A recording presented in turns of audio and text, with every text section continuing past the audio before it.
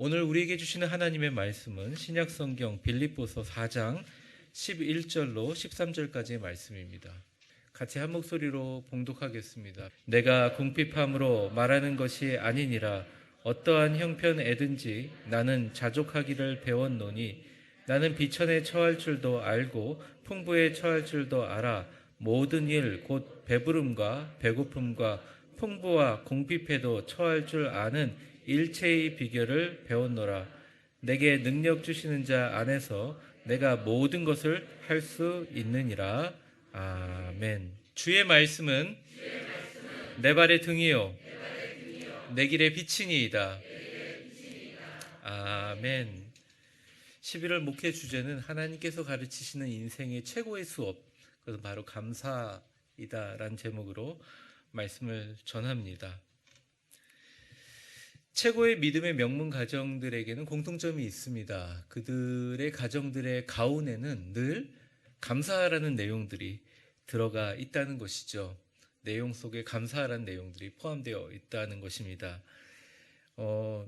제가 미국에 가서 너무 놀랐던 것 중에 하나가, 참 만나기 어려운데 미국이야말로 오히려 공평하지 않고 굉장히 많은 사람들의 그런 계층들이 나눠져 있는데, 진짜 명문 가정에 있는 분들을 학교에서 만난 적이 있었는데 되게 인상 깊었던 것이, 어린 자녀들을 데리고 오면서 조금 지나칠 정도로 만나고 스치는 모든 사람에게 약간의 목례를 하면서 감사를 표현하고 고맙습니다라는 표현을 계속하는 것입니다. 혹이나 그런 감사의 표현을 하지 않으면 부모님이 굉장히 엄하게 자녀들을 바라보면서 다시 시킵니다. 그래서 감사합니다라는 표현을 하는 것을 보았습니다. 그들은 어릴 적부터 가정교육을 통해서 하나님께 감사하는 마음을 가지고 살아가도록 철저히 훈련을 받습니다. 그래서 그들이 자라나서 성인이 되면 지금까지 하나님께 감사함으로 받았던 모든 것들을 이제 삶 속에서 기부나 자선 행위를 통하여 사회나 또 지역 공동체의 그 감사를 세상에 구체적으로 실천하며 살아갈 수 있도록 다른 클래스로 교육을 받으며 실천하며 살아갑니다. 티컴세라는 분이 이런 말을 한 적이 있습니다. 우리 오늘 화면을 보면서 같이 한번 읽어볼까요? 시작. 아침에 일어날 때 아침 햇살과 당신의 삶과 생명력에 감사하라. 당신이 먹는 음식과 살아가고 있는 기쁨에 감사하라. 만일 감사할 이유가 보이지 않는다면 그것은 당신 자신에게 잘못이 있는 것이다. 감사는 모든 형통과 복을 마치 독점하듯이 가지고 있는 명문 가정의 특징 중에 하나입니다. 그들은 이렇게 교육을 받습니다. 부정한 것들, 부정적인 것들을 계속적으로 내가 카운팅, 셀 때마다 원래 그들에게 오기로 한 축복들을 자꾸 취소하게 된다고 믿고, 대신 내가 가지고 있는 작은 축복들을 감사하며 세어가는 순간 놀라운 기적들이 계속 이어진다고 굳게 믿고 있습니다. 하나님이 그들에게 가르치는 최고의 인생 수업은 바로 감사이기 때문입니다. 오늘 본문을 적은 바울은 참으로 불평한 것들이 많은 인생을 살아갔던 사람입니다. 위대한 사도였지만 늘 궁핍했고 배고팠으며 고난을 많이 겪었습니다. 심지어 이 빌립보서라는 편지를 쓸 때조차도 그냥 쓴 것이 아니라 감옥에 갇힌 상태에서, 어두운 감옥에서 쓴 상태였습니다. 하지만 오히려 그는 이 빌립보서 편지를 통해서 내게 주어진 이런 환경 때문에 내가 모든 일을 통달할 수 있는 일체의 비결을 배웠다. 일체의 비결을 배웠다라고 하나님께 감사하고 있습니다. 그것이 바로 13절의 감사인데요. 13절 한번 같이 읽어볼까요? 시작. 내게 능력 주시는 자 안에서 내가 모든 것을 할 수 있느니라. 이는 깨달은 자의 감사입니다. 오늘 내게 능력 주시는 자 안에서 감사라는 제목으로, 내게 능력 주시는 자 안에서 감사라는 제목으로 바울이 자신의 인생에서 깨달은 감사하는 사람의 복과 능력에 대해서 함께 살펴보겠습니다. 바울이 자신의 인생에서 깨달은 감사하는 자의 복은 무엇일까요? 첫 번째입니다. 우리 같이 한번 읽어볼까요? 시작. 감사하는 자는 어떠한 상황 속에서도 만족하는 마음으로 복의 문을 여는 사람입니다. 11절에 보면 이 내용들이 나와 있는데 내가 궁핍함으로 말하는 것이 아니라 어떠한 형편에서든지 나는 자족하기를 배웠노니. 영어 성경을 보면 어떠한 환경에서든지라고 하는 게 더 맞는 것 같습니다. 어떠한 환경에서도 내가 자족하는 걸 배웠다. 근데 이제 바울이 이게 빌립보 교인들에게 쓰는 편지이기 때문에 빌립보 교인들에게 더 마음과 애정을 가지고 이렇게 얘기합니다. 내가 지금 감옥에 있으니까 돈도 없고 배고프고 공핍해가지고 어차피 내 인생이 이렇게 된 거 감사하자고 하는 그런 감사가 아니다. 내가 궁핍함으로 말하는 것이 아니라 나에게 어떠한 형편이 주어지든 간에 나는 자기 스스로 만족하고 감사하는 법을 배웠다. 바울은 이렇게 얘기하고 있습니다. 그렇습니다. 바울은 그를 둘러싼 수많은 환경과 어려움 가운데서도 스스로 감사하고 만족하는 법을 철저하게 배운 사람 중에 하나입니다. 그래서 그는 그 누구도 하지 못했던 위대한 선교의 역사를 썼던 분입니다. 제가 신학교에서 공부하면서 바울이 현재까지 1차, 2차, 3차 전도 여행을 통해서 연결했던 그 지역들, 여행했던 지역들을 지금처럼 배와 항공이 발달된 시대에도 그렇게 한 사람이 다니기 어렵다. 바울 혼자 때문에 유럽에 있는 모든 개척하는 교회들과 또 수많은 크리스찬 공동체, 그리고 정말 불순종하고 힘들고 어렵게 만드는 수많은 이방인들 가운데 이방인들의 크리스찬 사역자들을 세웠던 그 영향력은 세계 선교 역사상 누구도 감당하지 못했던 일입니다. 무엇보다 그가 개척했던 교회들에 대한 사랑하는 신학과 사랑을 당한 편지가 바로 오늘날 여러분들이 알고 있는 기독교 교리의 기초가 되었고, 신약 성경에서 예수님 다음으로 가장 위대한 사람이 누구냐라고 이야기할 때 누구도 이견 없이 바울 사도를 이야기하고 지칭합니다. 이것은 누구도 이의를 제기할 수 없는 이야기죠. 바울은 삶은 참 힘들었지만 그의 삶을 통해서 하나님께서 엄청난 복을 주시고 바울로 인하여 실제적인 기독교라는 하나님 은혜 안에서 아름다운 공동체가 세워졌다고 해도 과언이 아니죠.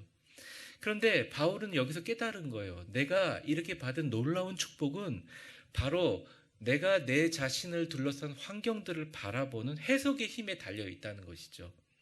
그는 감사했고 늘 만족했습니다. 죽을 고비를 겪으면 내가 예수님과 함께 죽는다라고 감사했고요.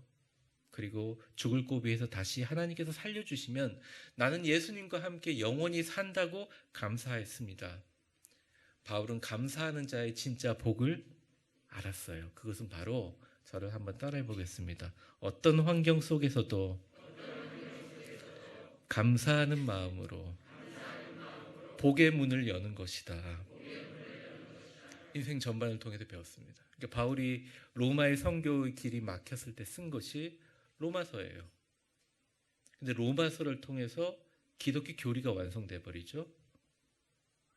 바울이 다메섹 도상에서 자기의 모든 것이 무너지는 경험을 통해서 오히려 바울 사도를 통해서 세계 복음의 시작이 되었죠. 바울 사도가 두들겨 맞고 힘들고 고통당하며 핍박당하며 많은 사람들은 분봉왕이나 그다음에 로마 정부의 정치가들 앞에 재판정 앞에 섰을 때 바울은 죽었다라고 생각했지만 오히려 그 자리에서 복음을 전하면서 그 주변에서 복음의 말씀을 들었던 귀부인들과 왕족들과 왕가의 가족들이 나중에 로마 전체가 먼 훗날 기독교가 국교되는데 복음의 씨앗을 뿌렸다는 거죠. 지금도 바울이 목이 잘려 처형된 곳에 바울이 목이 떨어지면서 3번 이렇게 땅바닥을 바운스하면서 굴르면서 그곳에 샘이 생겼다라고 하는 세계의 샘이라는 곳 기념교회가 있습니다. 어쩌면 그 교회가 유럽의 모든 기독교의 시작이라고 이야기하고 있어요. 그러니까 바울은 알았던 거예요.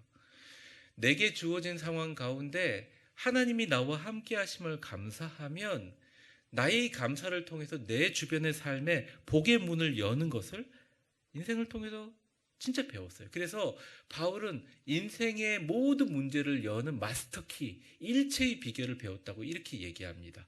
12절 말씀 우리 크게 한번 읽어볼까요? 시작. 나는 비천에 처할 줄도 알고 풍부에 처할 줄도 알아. 모든 일 곧 배부름과 배고픔과 풍부와 궁핍에도 처할 줄 아는 일체의 비결을 배웠노라. 근데 우리가 여기서 해야 될 질문은 우리도 일체의 비결이 있는가? 복의 마스터키를 가지고 있는가? 또 잘 활용하고 있는가? 이것은 오늘 말씀에 따라 오직 감사로 가능하다는 것입니다. 이번 주간 무슨 요일일까요? 제가 목요일인지 금요일인지 잘 기억이 안 나는데 오전 7시 10분쯤에 모르는 번호에서 전화가 왔어요. 그래서 전화를 받았는데 어떤 여자분이 목소리로 젊은 여자분이셨습니다. 제가 그 주차되어진 선생님의 차를 나오면서 긁은 것 같습니다.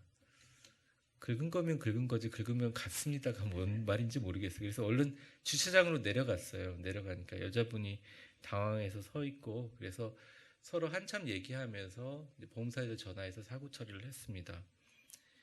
저는 사실 그날 굉장히 많은 이제 일정들이 있었어요. 그래서 새벽기도 끝나고 잠시라도 쉬고 하루 일정을 시작하려고 했는데 어쩔 수 없이 아침부터 차를 운전해서 공업사에다가 맡기는 그런 상황이 되었습니다. 그래서 공업사로 운전해 가면서 한 15분 동안 입에서 불평이 좀 나온 거예요. 이 차 이틀 전에 공업사에서 정비하고 나왔는데 또 공업사에 가게 되면 그 사람들 막 웃으면서 또 그럴 텐데 아유 창피해라 뭐 이런 여러 가지 마음들이 생기는 거예요. 근데 가는 동안 가만히 생각해 보니까 야 그래도 참 감사하다. 이 여자분이 그냥 내 차 긁고 갈 수도 있었는데 이거 100% 자기 잘못이라고 밑에서 기다리고 앉아있고 나한테 전화까지 해줬으니까 이거 너무 좋은 사람 만나는 거 감사한 게 아니냐 이런 생각이 들었습니다. 그리고 생각해 보니까 제가 차를 타고 있지 않았잖아요. 차를 타고 있지 않았으니까 다치지도 않았고 놀라지도 않아서 얼마나 또 감사한 일이 아닌가 이런 생각이 나요. 그리고 가만히 생각해 보니까 오늘 일정들이 되게 많은데 그래도 아침에 일찍 사고가 나가지고 수리 공장에 맡기고 대차를 빨리 받고 제가 일정을 감당할 수 있으니까 너무 감사한 일이라고 생각되는 거예요. 그러면서 가면서 15분 동안 공장하러 가는 동안 하나님 이 상황이 너무 감사합니다. 감사합니다. 막 이렇게 기도하면서 갔어요. 그리고 제가 차를 갖고 딱 접수하니까 바로 이틀 전에 봤던 여직원이 저를 보면서 웃으면서 목사님 또 오셨네요. 이렇게 얘기하고 공장장님이 나오시면서 목사님 요즘에 아주 자주 뵙습니다. 막 이렇게 해서 웃으시는 거예요. 그래서 웃으면서 제가 시작을 했습니다. 근데 놀라운 것은 잠시 후에 상대편 보험사에서 차를 대차해 주셨는데 그 차가 사실은 제가 타고 있는 차를 대차해 주신 게 아니라 전부터 되게 타고 싶었던 신형차였어요. 그래서 이제 그 차를 딱 탔는데 막 사용법도 물어보고 그러면서 만 하루 동안 신형차를 마음껏 탔어요. 마음껏 탔는데 마음껏 타면서 너무 감사한 거예요. 근데 여러분 참 신기한 게 신형차를 사가지고 막 전자기기도 신기하고 막 스위치 누르는 것도 신기하고 달리면서 옆에 막 깜빡이 켜지는 것도 되게 신기하고 신기했는데 이게 차를 갖다 줄 때쯤 돼서 하루가 지나니까 그 기쁨이 점점 쑥쑥 사라지면서 이런 생각, 야, 새 차 사는 게 별거냐. 하루 누리면 되는 거지. 야, 돈도 안 들고 너무 좋다. 그 중에 제일 감사한 게 이거였어요. 제가 원래 차던 차를 다시 받았거든요. 그리고 시동을 걸고 다시 타니까 너무 편하고 좋은 거예요. 복잡한 기계도 없고, 야, 내가 이 좋은 차를 타고 있었구나. 하나님께 감사하게 되었다는 것입니다. 하루를 정리하면서 그날 기도하면서 오늘 하루 다치지도 않았고 생각해 보니까 신경 쓰지도 않았고 또 100% 물어주겠다는 좋은 사람도 만났고 새 차도 타보고 좋은 사람에 둘러싸여 하루가 너무 감사한 거예요. 만족스러운 거예요. 그래서 하나님께 감사했습니다. 여러분 찬양 가사에 보면 사람들 보며 세상을 볼 땐 만족함이 없었네. 안 따라 하셔도 돼요. 나의 하나님 그분을 볼 때 나는 만족하겠네. 그런 찬양이 있었잖아요. 그냥 박자가 좋아서 트로트 박자랑 비슷하니까 신나게 불렀었는데 사실 그 의미를 깨닫지 못할 때가 우리가 많다는 것입니다. 내게 일어난 상황 가운데 우리가 세상과 사람들을 쳐다보면 불만날 수 있어요. 그런데 그것을 바라보지 않고 그 상황 뒤쪽에서 우리를 도우시고 우리를 지켜주시고 우리를 인도해 주시는 하나님께 정말 만족하고 감사하면 그때부터 감사하는 순간 연이어 좋은 일들이 연이어 자꾸 일어난다는 것입니다. 그런데 만일 제가 아침에 그 전화를 받고 야 한숨 더 자고 내가 출근해야 되는데 이게 무슨 일이야 하고 짜증하고 불평하면서 하루를 시작했으면 어땠을까요? 그래서 감사하고 만족하는 사람들이 가지고 있는 최고의 복은 뭐 큰 부자가 되거나 아니면 막 형통이 일어나거나 그런 것이라기보단 오늘 본문의 말씀처럼 그들이 삶의 순간순간 그 뒤에 계시는 하나님께 감사할 때마다 그들 스스로 복의 문을 연속으로 열게 되는 축복이라는 것입니다. 우리 감사하는 마음으로 옆 사람 축복해 볼까요?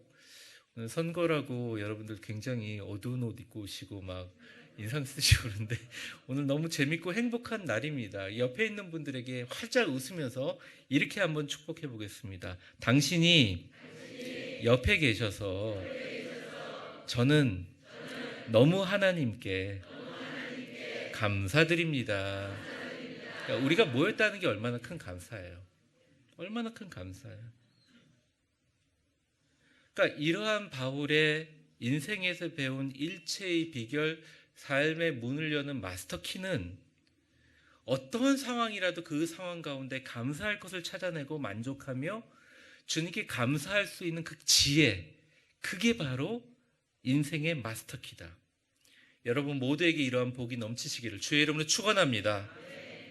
바울이 깨달은 자의 감사하는 자의 능력이 있는데 그 능력은 뭐냐? 아주 간단합니다. 13절 우리 같이 한번 읽어보도록 하겠습니다. 시작. 내게 능력 주시는 자 안에서 내가 모든 것을 할 수 있느니라.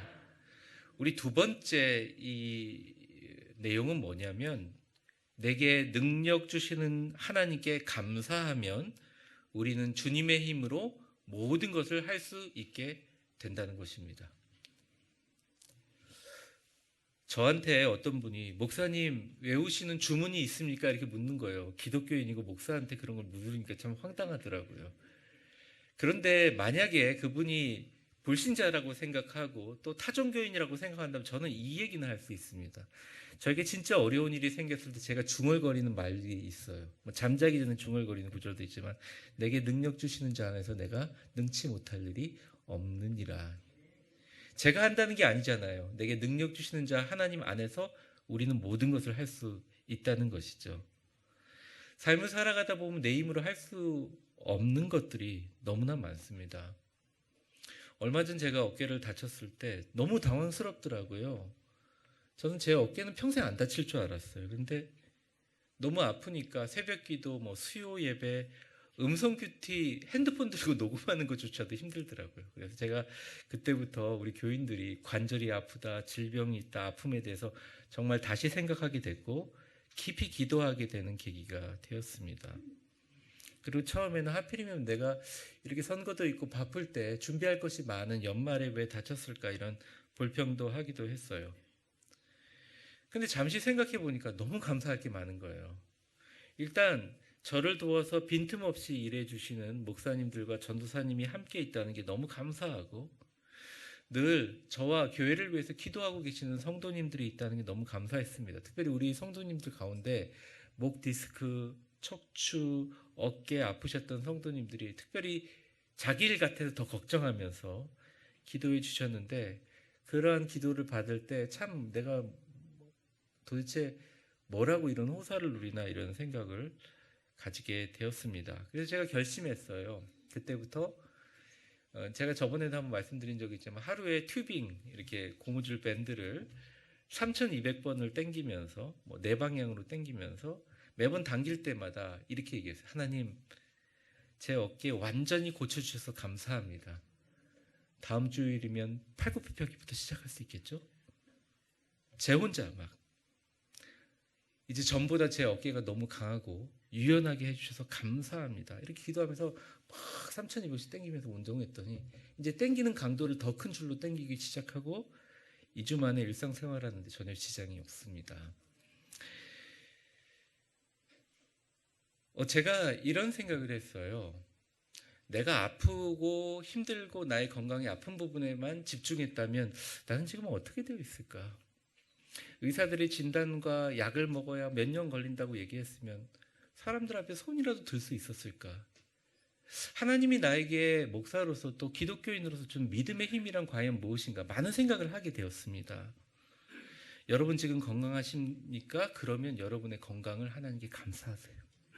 그러면 앞으로 건강으로 감사하게 여길 만한 건강을 축복으로 선물로 계속 받게 되고 여러분의 몸과 마음의 스트레스와 긴장이 주님의 은혜로 사라지게 될 줄 믿습니다. 여러분 지금 혹시나 안타깝게도 건강이 좋지 못하신가요?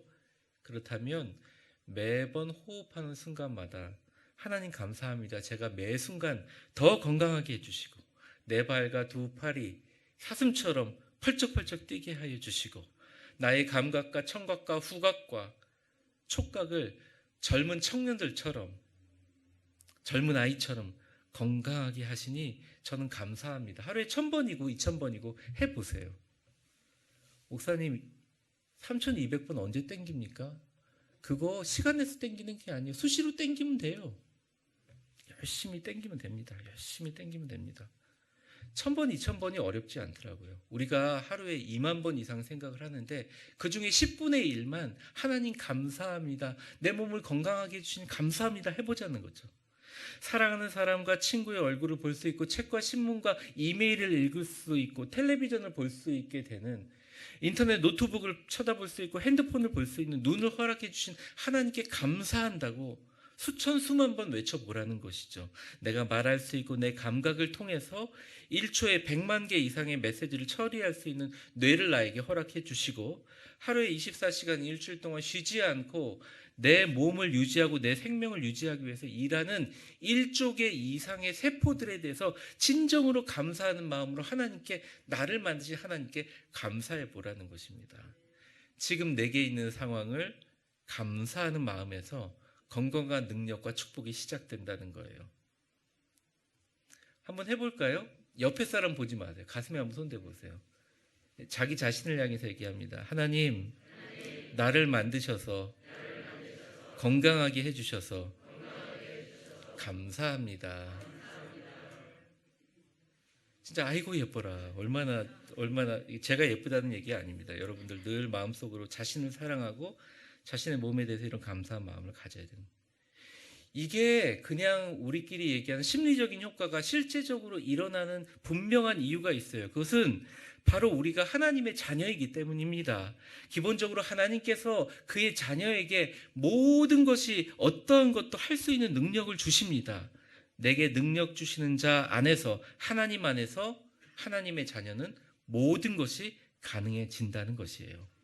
그리고 그 가능성의 모든 출발은 언제나 감사함으로부터 시작되는 것입니다. 삶에서 어려운 일을 만나셨어요?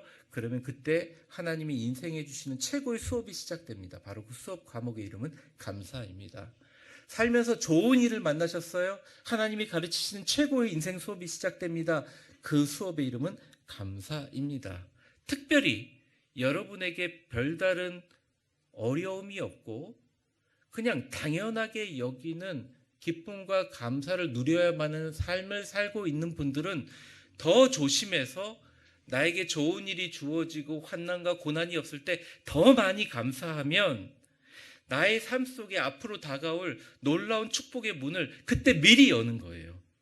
근데 우리가 잠시라도 마음을 놓고 내 삶 속에서 감사한 것보단 불평과 불만하는 것들, 그런 것들을 바라보게 되면 우리는 하나님께서 우리에게 주신 감사의 은혜들을 저버리고 누리지 못하는 어리석음을 갖게 된다는 것입니다. 세상에서 가장 지혜로운 사람은 감사하는 사람입니다. 세상에서 가장 안타까운 사람은 감사를 잃어버린 사람이죠. 우리 옆 사람 마지막으로 한번 축복해 볼까요? 당신은 하나님의 자녀로서 모든 것을 할 수 있고 이룰 수 있습니다. 감사하세요. 아멘. 여러분들은 모든 걸 할 수 있어요. 말씀을 맺습니다. 우리의 삶에서 입술과 행동으로 하나님께 감사하기 시작하면 삶의 기적이 일어납니다. 내게 능력 주시는 자 안에서 감사할 때 우리에게는 능치 못할 일이 없습니다. 오늘은 위대한 교회 창립 기념 주일입니다. 처음 우리가 교회가 시작할 때 여기 계신 분들도 많이 계시지만 모든 사람의 마음 가운데 큰 감사가 있었어요. 그래서 위대한 교회 시작 과정에 엄청난 기적이 하나님의 그 감사로 인하여 있었음을 우리는 잊지 말아야 합니다. 많은 헌금과 헌물을 주님 앞에 아낌없이 드리면서도 오히려 더 못 드려서 미안하다고, 새벽 기도라도 드릴 수 있는 2층에 단독 처소가 생겨서 너무 감사하다고 진심 어린 눈물과 감격이 있었습니다. 그리고 그 감사에 하나님께서 기쁜 마음으로 은혜와 놀라운 부흥으로 우리에게 허락해 주셨어요. 그리고 몇 년이 지났습니다. 시간이 지나며 우리는 그때보다 교인도 또 건물도 확장해 나갔지만 이전의 감사와 감격이 사라지며 그전에 보이지 않았던 사람과 환경에 대한 불평과 불만의 소리를 우리의 마음에 들어올 수 있도록 우리 스스로 허락해 주었습니다. 하나님은 이에 대해 여러 과정을 통하여 몇 년간 우리 위대한 교회와 교인들을 광야에서 훈련하게 하셨고, 그 과정은 우리 모두에게 귀했지만 참으로 쉽지 않았던 과정이었습니다. 우리는 이를 통해 감사와 겸손의 직분자들을 지혜롭게 잘 선택하는 것이 얼마나 우리 위대한 교회 성도들과 교인들의 삶에 직접적인 삶의 행복과 은혜에 영향을 주는지 우리는 온몸으로 치열하게 배웠어요. 그렇다면 오늘 우리는 두 가지 질문. 우리는 하나님 앞에 어떤 일꾼을 선택해야 될까요? 그리고 우리는 하나님 앞에 죽을 때까지 어떠한 일꾼으로 서야 될까요? 우리의 삶은 매우 짧습니다. 삶의 매 순간 무엇을 선택하느냐에 모든 것이 달려 있습니다. 여러분 모두 감사를 선택하시기를 주의 이름으로 축원합니다. 내게 능력 주시는 자 안에서 감사를 선택하여 삶의 기적을 견인해 나가는 축복의 사람들이 꼭 되십시오.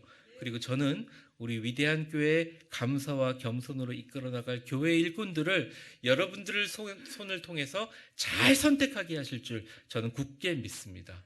앞으로 우리 교회에 세워질 일꾼들을 통해 위대한 교회 창립 시 모든 성도들에게 가득했던 감사와 겸손의 품격들이 넘치며 그로 인한 놀라운 부흥과 기적과 축복으로 위대한 교회를 이끌어 나가실 하나님께 미리 감사하고 반드시 그런 일들이 일어날 줄 믿습니다.